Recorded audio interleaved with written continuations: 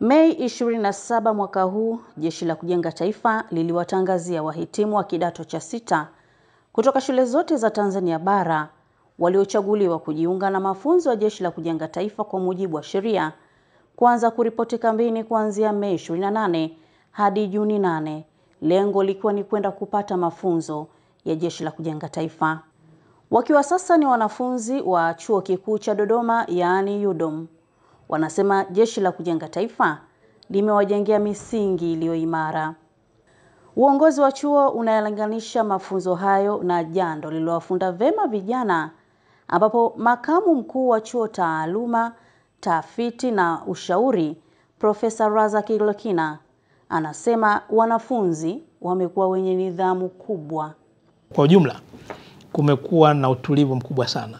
Yani wanafunzi wamekuwa ni wasikivu. Na labda wale ambao wameenda wamekuja kuleta athari ambao ni chanya kwa wengine ambao hawakuweza kwenda. Kwa sababu ile hali ya unidhamu ya kusikiliza kwa kiwango kubwa kwa wanafunzi wa UDOM imeongezeka sana. Katika kila hatua ya maisha lazima kukutane na changamoto. Yani usitegemee ule mtoto alelewe tu yani awe, kwa sababu pale unachojengwa ni nidhamu.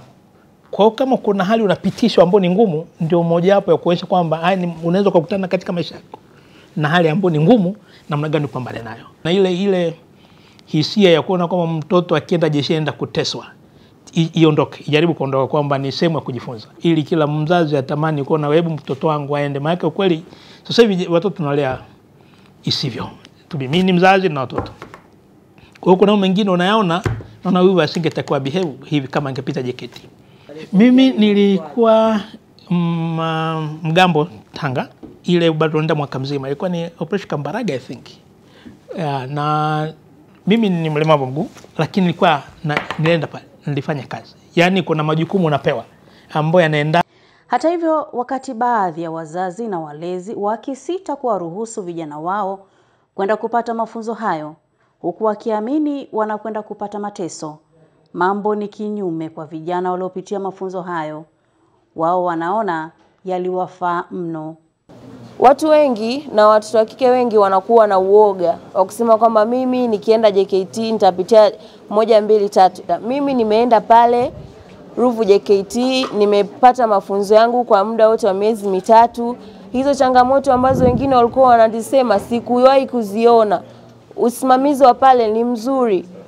Unalelewa kama ambavyo malezi ya nyumbani kwenu. Tofauti ni kwamba unakutana na watu wengine, unapata kujua watu wengine, makabila mengine, watu wengine wanaishije, ukikutana na wengine unabidi uwe vipi. Na lengo kuu ni uzalendo. Kwa sababu kama kijana inabidi uwe mzalendo. Maana nilivyorudi likizo baada ya mwaka wa kwanza nilienda kwa bibi nikaomba shamba, nikalima miogo.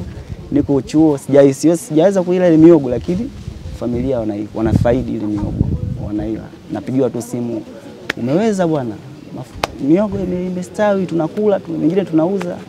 Hiyo ni moja ya mafanikio ambayo nimeyapata kupitia JKT, maana nilikuwa pia napitia hiyo knowledge ya namna kuandaa shamba na kupanda miogo inapandwa vipi na hudumiwa vipi. Kwanza nilijifunza swala zima la uzalendo, kuitumikia nchi yangu kwa mapenzi pasipo kujali kitu chochote.